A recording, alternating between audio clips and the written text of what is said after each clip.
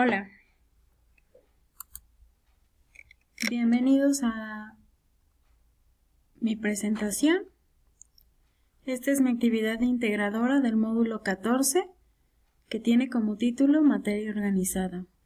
Mi nombre es Montserrat Sinaí Rodríguez Muñoz Ruiz, pertenezco al grupo 013 y escogí la molécula del agua H2O.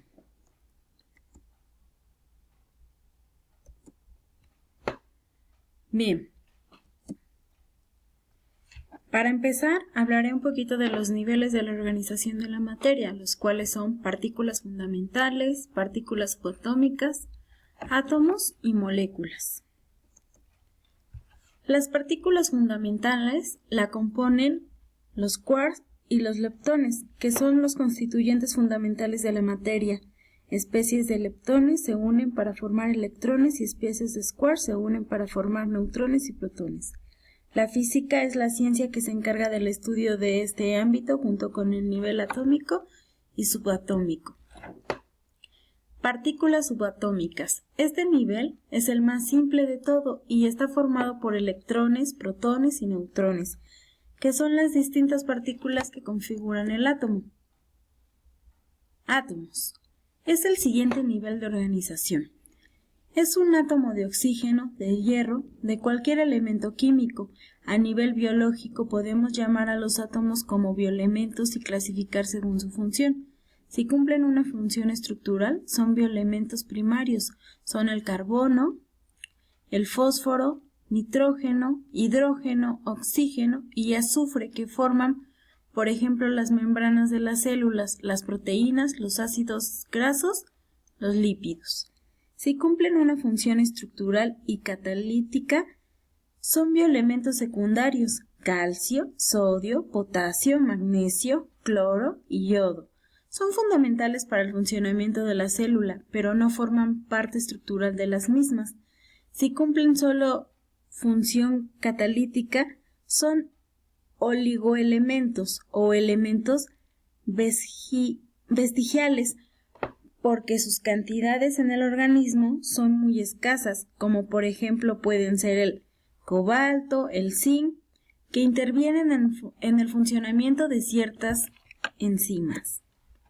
Las moléculas consisten en la unión de diversos átomos, diferentes para formar, por ejemplo, oxígeno en estado gaseoso,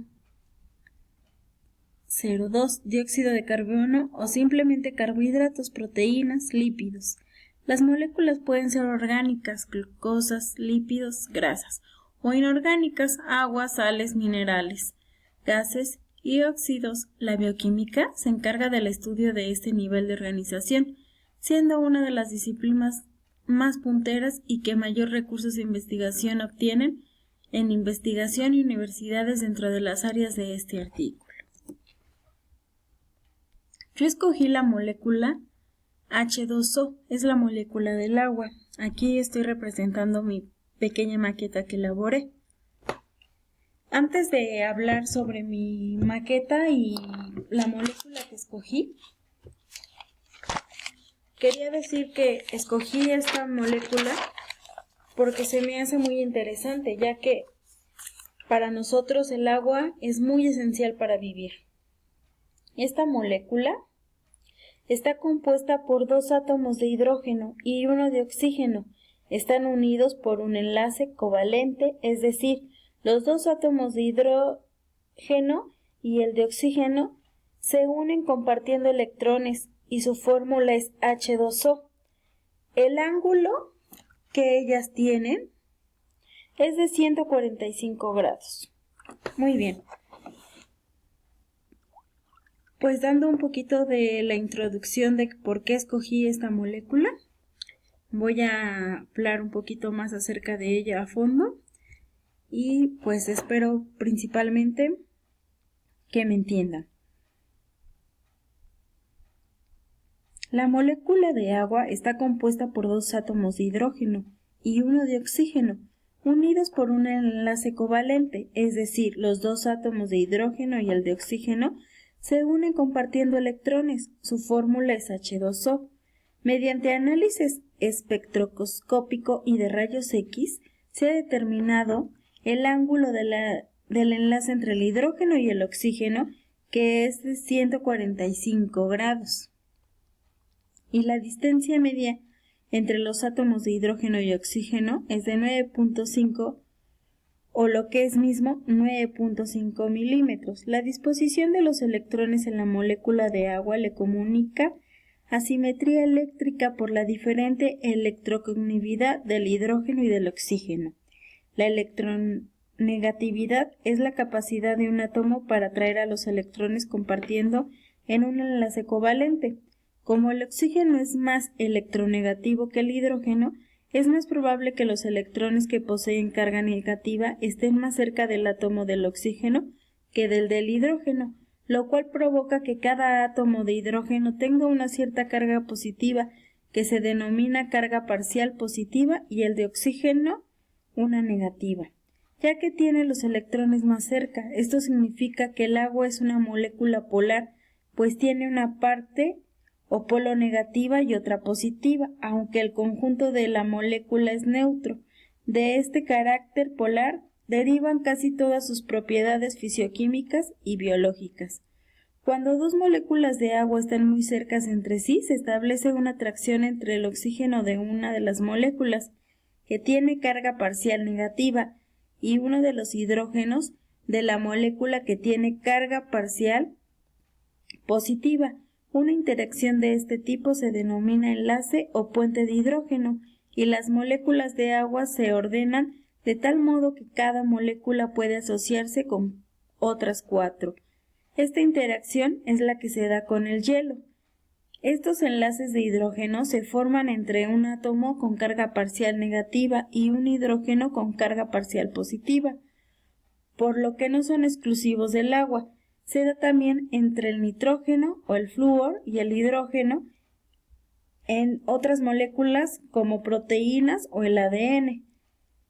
En cuanto a las propiedades fisioquímicas del agua, podemos destacar una gran capacidad disolvente, su elevado calor específico y elevado calor vaporización, gran cohesión, adhesión, densidad anómala y reactivo químico.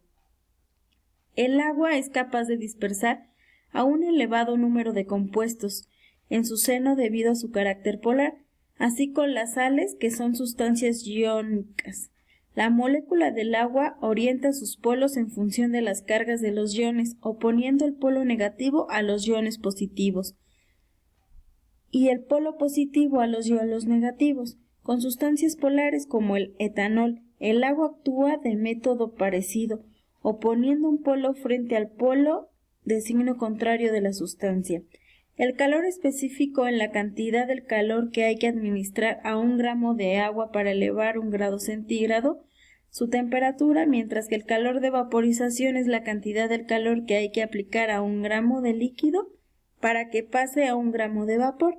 El agua tiene un elevado calor específico y vaporización debido a los puentes de hidrógeno, ya que para elevar su temperatura las moléculas de agua tienen que aumentar su vibración y para ello romper enlaces de hidrógeno, mientras que para pasar a 1 gramo de vapor, el agua tiene elevado calor específico y de vaporización debido a los puentes de hidrógeno, ya que para elevar su temperatura las moléculas de agua tienen que aumentar su vibración y para ello romper los enlaces de hidrógeno, mientras que para pasar a 1 gramo de líquido a vapor también hay que romper puentes de hidrógeno. La cohesión es la tendencia de las moléculas a estar unidas y el agua tiene alta cohesión debido a sus puentes de hidrógeno. La adhesión es la tendencia de dos moléculas distintas a unirse y el agua tiene elevada adhesión hacia compuestos iónicos y polares. Pues como ven, esta molécula es vital para muchas cosas porque aparte tiene algo, ¿no? Como nos explican, la adhesión es la tendencia de dos moléculas distintas a unirse y el agua tiene elevada adhesión hacia compuestos iónicos y polares.